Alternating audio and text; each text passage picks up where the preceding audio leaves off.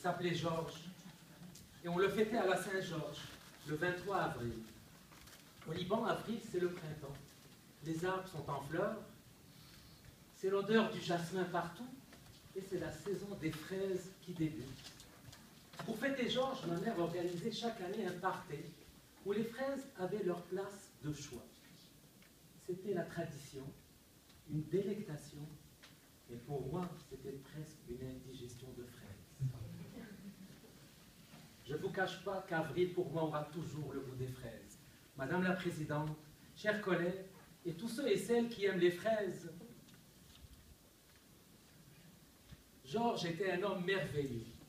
C'était aussi mon papa. Quand il est mort il y a 25 ans, c'était la guerre au Liban. Je n'ai pas pu aller lui faire mes adieux. J'étais déjà ici au Québec.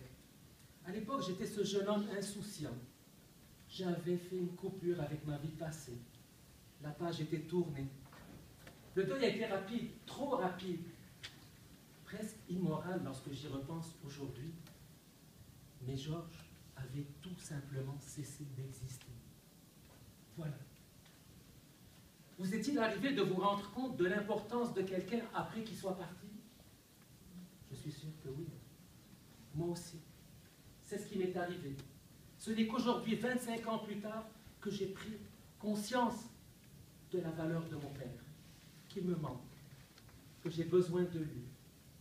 Comme si tout à coup la maturité me faisait comprendre ce qu'est l'amour d'un père. Je vous avoue que me rendre compte de ça aujourd'hui, ça me déchire. Je ressens un vide terrible lorsque je pense à lui. Et encore aujourd'hui, devant vous, ça remonte en moi, parce que Georges a marqué ma vie. Il était ce visage souriant qui me regardait grandir, mais que je ne voyais pas vieillir. Son amour pour sa famille le rendait surprotecteur, mais c'était si rassurant pour moi.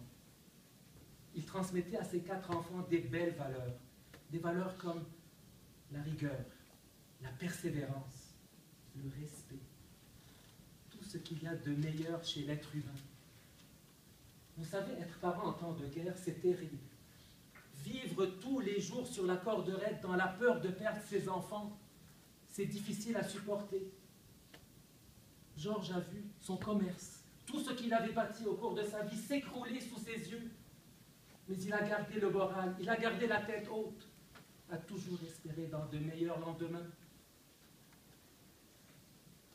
Je me souviens encore de cet après-midi de 1981. Mon frère et moi, nous étions 2 gamins, coincés à l'école par les bombardements.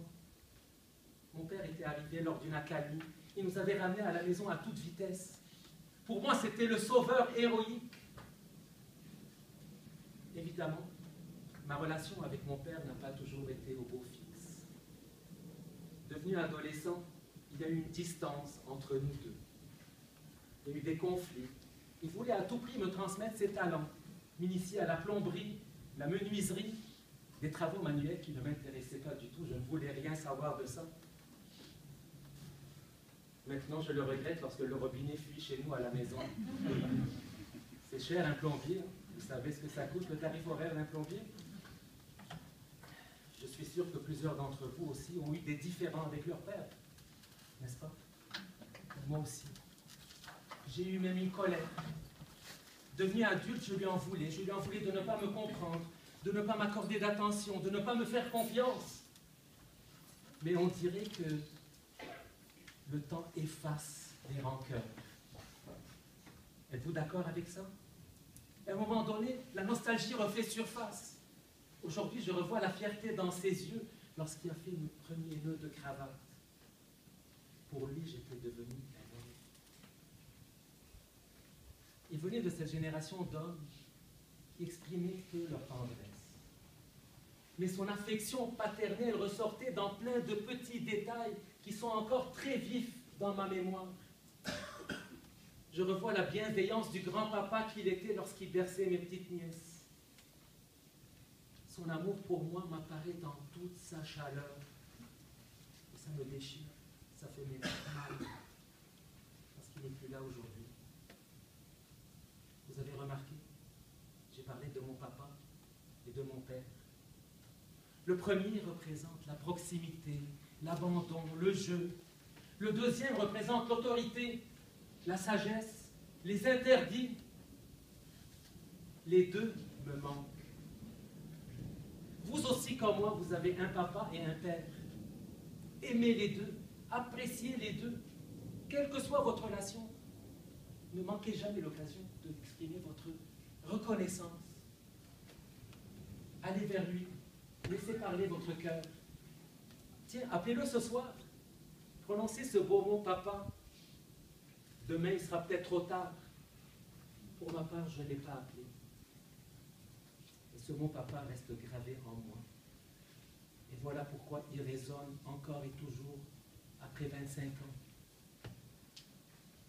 Je suis sûr que plusieurs d'entre vous, enfants, disaient « Mon père est le plus fort, mon père est le meilleur. » N'est-ce pas?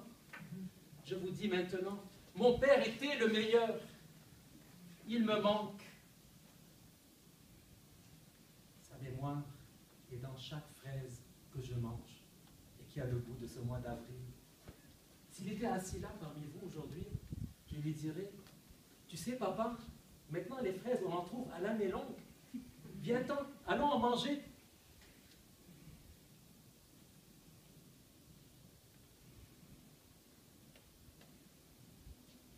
Il s'appelait Georges. C'était mon papa. Et j'ignorais que je